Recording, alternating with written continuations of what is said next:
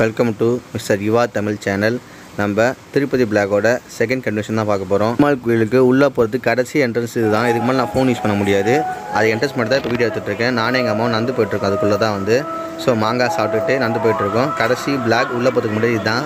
மொட்டை அடிச்சு என்ன பார்க்கறதுக்கு எனக்கே சிரிப்பாக இருந்ததுங்க. உங்களுக்கு எப்படி இருக்குன்னு கமெண்ட் பண்ணுங்களேன். டிக்கெட் வாங்கிட்டு தான் போனோம். முன்னாடி டிக்கெட் வந்து 2 மாதம் முன்னாடியே புக் பண்ணிட்டோம். அந்த போகிறதுக்கான வழி இது தான். இந்த சைடு தான் போனோம். அது பக்கம் தான் போயிட்டுருக்கோம். மொட்டை அடிச்சுட்டு கோயில் போகிறதுக்கு முன்னாடி எடுத்த வீடியோ இதுதான். நான் வெளியே வரப்போ கன்ஃபார்ம் இருக்கு.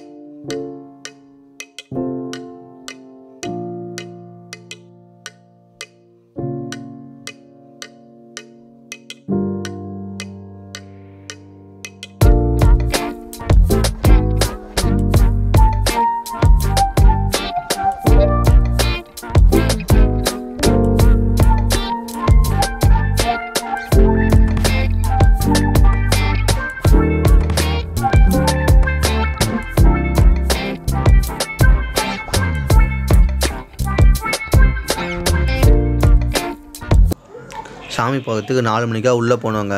4 மணிக்காக போயிட்டு 8-8:30 மேலே தான் வெளியே வந்தோம் நாங்கள். வெளியே வந்து பார்த்தா ஃபுல் லைட் வெளிச்சத்தோட கோயில் பார்த்து ரொம்ப அழகாக இருந்தது. அந்த வியூஸ் தான் நீங்கள் முன்னாடி பார்த்துருப்பீங்க. பாட்டு கச்சேரியுமே படியிருந்தாங்க பார்த்திங்களா மேடையில். அது வந்து ரொம்ப நேரமாக நடந்துருந்தது. நான் வெளியே முன்னாடி நடந்துருந்தது.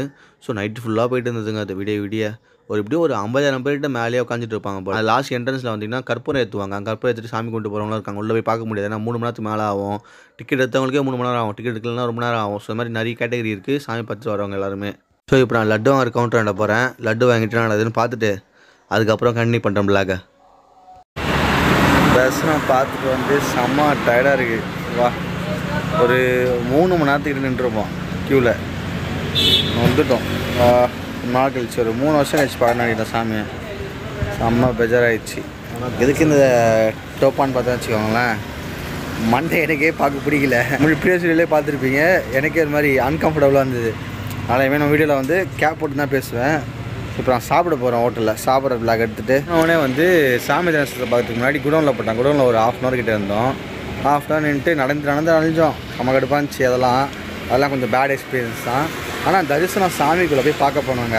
இப்போமே க்யூவில் பார்த்தீங்கன்னா 3 கியூ வரும் தரிசனம் பார்க்கறதுக்குன்னு சொல்லிட்டு.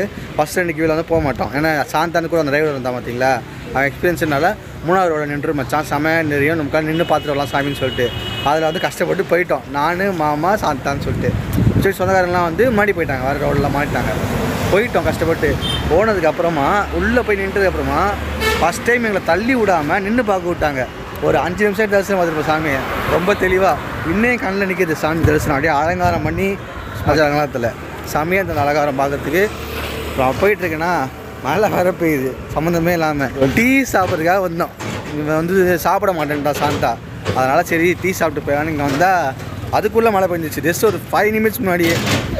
காலையிலேருந்து மழையோடய சந்தோஷப்பட்டோம். மழை வந்துச்சு. உள்ளே வராங்களா வெளியே இருக்காங்களா தெரிஞ்சவங்க.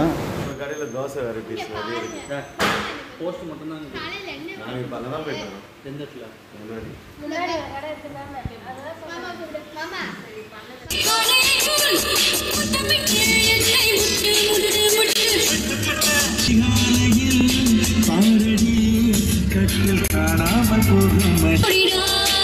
லாக்வைஸ் பார்த்தீங்கன்னா நம்ம வந்து ட்ரிப் போயிட்டு வந்துட்டோம். ஃபேமிலி மெம்பர்ஸ்லாம் வந்து கிளம்பிட்டாங்க.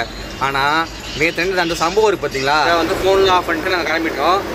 ஃபோனோட சம்பவம் வர சம்பவம்னு சொல்லிட்டு ஒரு 5 சம்பவம் நடந்துச்சு. என்னென்னு சொல்லிட்டு ட்ராவலிங்லேயே ஸ்பே பண்ணலாம் தான் பிளான் பண்ணேன். சனிக்கிழமை மணிக்கு போனோம். இது ஞாயிற்றுக்கிழமை தான் நான் வீட்டுக்கு போயிட்டுருக்கேன். ஆனால் ஒரு நாள் ஃபுல்லாகவே வண்டி மெக்கா செட்டில் தான் இருந்துச்சு. ஏகப்பட்ட ப்ராப்ளம் இருந்தது. என்னென்ன ப்ராப்ளம் சொல்கிறேன் நான் உங்களுக்கு. ஃபோன்லேயே வந்து வண்டியில் வச்சுட்டு தான் போனோம். தான் இருக்காங்கல்ல டிரைவர் சாந்தா டான் என்ன பண்ணால் நானும் மட்டும் ஃபோன் நாங்கள் எடுத்துகிட்டு போகிறோம். நாங்கள் வந்து அங்கே பிளாக்லாம் எடுக்க போகிறோம்னு சொல்லிட்டு எடுத்துகிட்டு போயிட்டோம். நானும் சாந்தா மட்டும் போயிட்டு அங்கே ஜாலியாக ஃபன்லாம் பண்ணிவிட்டு மொட்டெல்லாம் அடிச்சுட்டு வீடியோலாம் எடுத்துகிட்டு போனான். அதை வெளில முன்னாடி பார்த்துருப்பீங்க நீங்கள். ஓகேங்களா, முடிச்சுட்டு வந்துட்டோம். ஃபோனை வந்து ஹேண்ட் ஓவர் பண்ணணும். அங்கே வந்து கொடுத்துட்டு தான் போனோம் உள்ளே. ஸோ அங்கே பில் கவுண்டரில் வந்து கொடுத்துட்டு போயிட்டோம். ஸ்லிப் ஒன்று கொடுப்பாங்க. அது குத்தத்தை வந்து ஃபோன் ரிப்பீட்னு தருவாங்க ஓகேங்களா. அந்த ஸ்லிப் வந்து சாந்தை தான் சைன் போட்டது, சாந்தை தான் வாங்கினது ஓகேங்களா. அது எல்லாம் முடிஞ்சிச்சு. முடிச்சுட்டு உள்ளே போனோம். செம்ம கியூங்க, வந்துட்டோம் உண்மையாக வந்துட்டோம். இது மாதிரி கைகெல்லாம் வலிக்க ஆரம்பிச்சிச்சு. ஆனால் வந்து சீக்கிரமாக தான் போனோம். நான் நிற்க வச்சு கூட்டு போனதுனால ரொம்ப கடுப்பாக இருந்துச்சு. ஆனால் பரவாயில்ல, கஷ்டப்பட்டு போயிட்டோம். தரிசனம் இது அவ்வளோ அழகாக பார்த்தேன் நான் சாமி தரிசனத்தில், ரொம்ப திருப்தியாக இருந்துச்சு. ஸோ அப்புறம் வந்து எங்கள் அஷ்டா பாப்பா வந்து இடைக்கிடை கொடுன்னு சொல்லியிருந்தாங்க. மொட்டை போட்டோம் அவங்களாங்க. ஸோ மாமா பொண்ணு இல்லை, அவளுக்கு இடைக்கிடை கொடுத்துட்டு மொட்டை போட்டுட்டு அந்த உண்டியில் போய் ஸ்லிப்பு போடணும். அதெல்லாம் முடிச்சிட்டோம். அந்த வேலைலாம் முடிச்சுட்டு ஃப்ரெஷ் ஆகிட்டு வெளியே வந்தோம். ஸோ லட்டு வாங்க பிளான் பண்ணோம். ஒரு 40 லட்டு வாங்கினோம். குருமா சேர்த்து வாங்க 40 லட்டு ஆகிடுச்சு. லட்டு கவுண்டர் போனால் நாங்கள் வந்து 11 பேர் போனோம். தரிசனத்துக்கு ஒரு லட்டு ஃப்ரீ ஓகேங்களா. ஒரு லட்டு 50 ரூபா. 50 லட்டு வாங்குறதுக்காக போயிருந்தேன் க்யூவில். ஆனால் அந்த இடத்துல என்ன காலில் தான் தெரில, ஒரு ஆளுக்கு 2 ரூபா தந்தான். 50 ரூபாய்க்கு 8 கவுண்ட்ரு, 3 பேரும் மாற்றி வாங்கணும் 1800 ரூபாய்க்கு. ஸோ அது ஒரு நல்ல எக்ஸ்பீரியன்ஸாக இருந்துச்சு, ஜாலியாக ஃபன்னாக இருந்துச்சு. ஆனால் கடுப்பாக இருந்தது. அதுக்கு இன்னும் நல்லா சாயம் பார்க்குறது தரிசனத்தில், அது கொஞ்சம் கடுப்பாக இருந்துச்சு. சரி அப்படியே பெருமாளுக்கு வந்து மலர் தூர்லாம் பண்ணுறாங்க பார்த்தீங்கன்னா, ஃப்ளவர்ஸ்லாம் அதெல்லாம் வந்து மேக் பண்ணி ஊதத்தை ரெடி பண்ணுறாங்க. ஸோ ஊதத்தி ஒரு 1000 ரூபாய்க்கு வாங்கணும் டப்பாவில். எங்கள் மாமா வாங்கினார். ஸோ லட்டு ஊதத்தெல்லாம் வாங்கி முடிச்சுட்டு வந்தோம். வந்து முடிச்சதுக்கு அப்புறமா ஃப்ரெண்டு போயிட்டு ஃபோன் வாங்கி வந்துடலாம்டா, ஃபோன் வாங்கிட்டு வண்டிக்கு போயிடலாம் அப்படின்னு நான் சாந்தா. சரி ஓகே போயிடலாம்னு சொல்லிட்டு ஃபோன் வாங்கிறதுக்காக போனோம். போயிட்டு ரொம்ப நேரமாக தேடுறான், பில்லை காணோம். எனக்கு ஒன்றுமே புரியல. டே எல்லாம் பில் எங்கே வச்சு தெரியலடா அப்படின்ட்டான். ஒரு 5 நிமிஷத்துல இன்னும் கிடைக்கல. சரி என்ன பண்ணுறதுன்னு தெரியல. அங்கே போனோம், கவுண்டரை போய் கேட்டேன், இந்த மாதிரி பில்லு காணா போயிடுச்சு, என்ன பண்ணலான்னு கேட்டோம். ஸோ இதெல்லாம் அவங்க பிளாக் எடுத்துருக்க முடியும். ஆனால் என்கிட்ட ஃபோனே இல்லை, எப்படி பிளாக் எடுக்கிறது? ஸோ ஒன்றும் பண்ண முடியாது. அதை எக்ஸ்பீரியன்ஸை ஷேர் பண்ணிக்கிறேன். போய் நின்றுட்டும் ஒன்றுமே புரியல எங்களுக்கு. ஐயோ ஃபோன் மிஸ் ஆகிடுச்சுன்னா எனக்காவது பரவாயில்ல, யூடியூப் வீடியோஸாக வந்து பார்த்துலாம். அவனுக்கு மொத்த கான்டாக்ட்மே வந்து அதில் தான் இருக்கும்.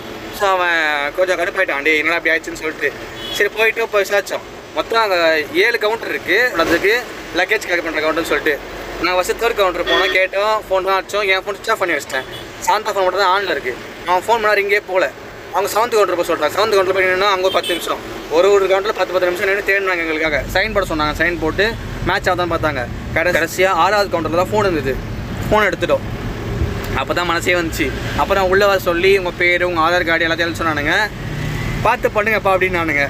பார்த்து பண்ணுனா போய் உனக்கு தெரிஞ்சிடும். ஒரு அமௌண்ட் எடுத்துகிட்டு பார்த்தாங்க. ஸோ எங்களுக்கு ஃபோன் கட்சி சந்தோஷமாக இருந்ததா. சரி ஓகே பரவாயில்ல, போனால் போட்டோம். சரி என்கொயரி பண்ணிட்டு வரணும். ஒரு எஃப்ஐஆர் காப்பி வாங்கிட்டு கேட்டிருந்தாங்கன்னா ஒரு 300 ரூபாய் செலவு பண்ணியிருக்கோம்.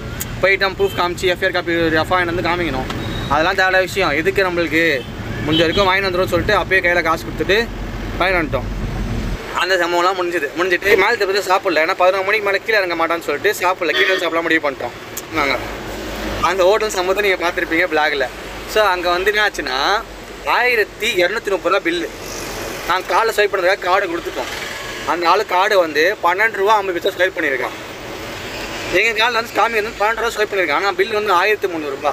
எங்களுக்கு ஒன்றும் புரியல. ஏன்னா 1300 ரூபா பில்லு வேறு 12 ரூபா ஸ்வைப் பண்ணியிருக்கான்னு சொல்லி கேட்டால் ஓனர் ஒருத்தர் இருக்காரு, ஸ்வைப் பண்ணுற ஒருத்தர் இருக்கான். அவனை வந்து கத்திட்டு என்னடா பண்ணி வச்சுருக்கீங்க நீங்கள், 1000 ரூபாய்க்கு வெறும் 12 ரூபா ஸ்வைப் பண்ணி வச்சுருக்கீங்கன்னு சொல்லிட்டு அடிக்க போயிட்டார் அந்த ஓனர் வந்து அந்த லேபரை. எங்களுக்கு சிரிப்பாயிடுச்சு. விடுங்கண்ணா பிரச்சனைன்னு சொல்லிட்டு காசை கொடுத்துட்டு வந்துட்டோம். 1300 ரூபா நாங்கள் கொடுத்துட்டு வந்துட்டோம். திருப்பி ரீபே பண்ணிட்டு வந்துட்டோம். அது ஒரு சம்பவமாக அது எங்களுக்கு சாதகமாக தான் அமைஞ்சுது. ஆனால் ஏமாற்ற முடியாது. ஏன்னா அந்த பையனை சம்பளம் ஒரு 300 ரூபா இருக்குமா ஒரு நாளைக்கு, இன்னும் ஏமாற்றிட்டான்னு சொல்லிட்டு அவன் சம்பளத்தை கை வச்சுட்டு இருப்பாங்க. அதனால் அது எங்களுக்கே கில்ட்டியாக ஃபீல் ஆச்சு. கொடுத்துட்டு வந்துட்டோம். ஸோ நான் வந்துட்டுருக்கீங்களா இந்த வண்டி வேலை காமிச்சது. இவ்வளோ நாள் அந்த வண்டியில் ஒரு 5-6 ட்ரிப் ஏற்பண்ணான். இதுக்கு வண்டி எங்கேயும் நின்னது கிடையாது. எனக்கு தெரிஞ்சு வண்டியில் நான் நின்னுன்ற காரணமே கிடையாது. பஞ்சர் ஆனது கிடையாது, நிற்காது, சூப்பராக போவோம்.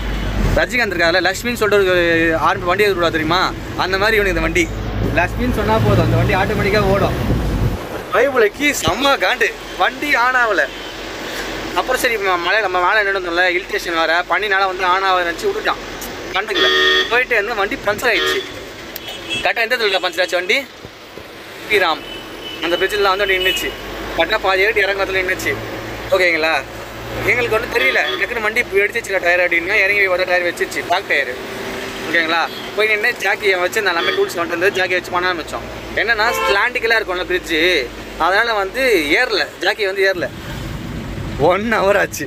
அப்புறம் வண்டி கீழே இறங்கி நிறுத்திட்டு யோசிச்சு பார்த்ததுக்கப்புறமா கீழே ஒரு கல் இருந்தது, பாறாங்கல்.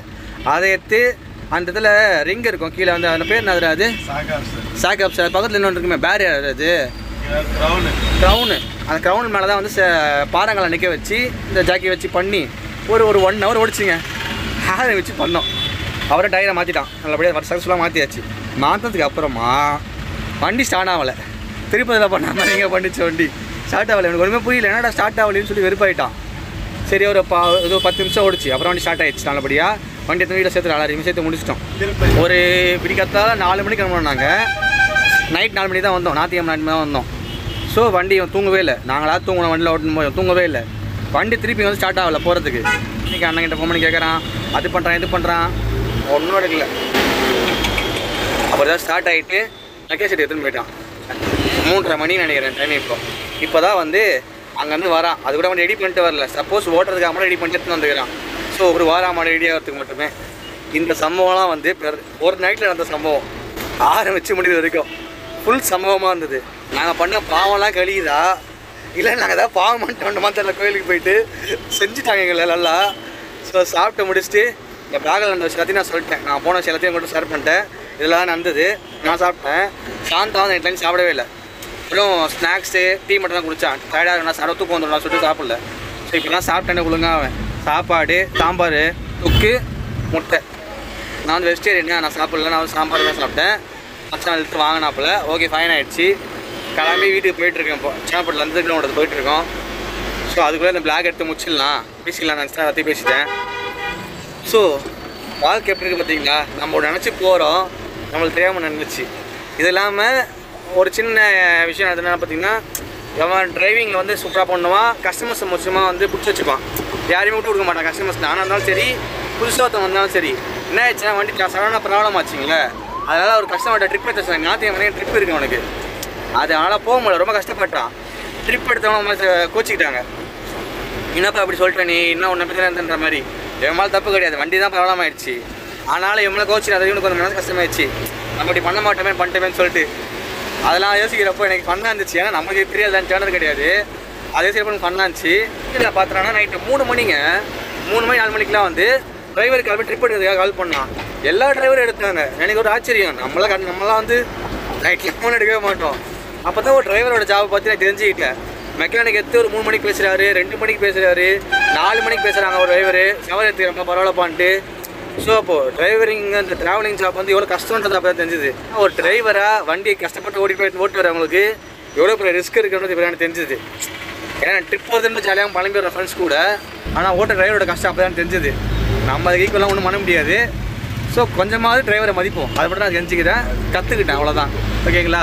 ஸோ ஜாலியாக இருப்போம், ஜாலியாக என்ஜாய் பண்ணுவோம் ட்ரிப் போயிட்டு.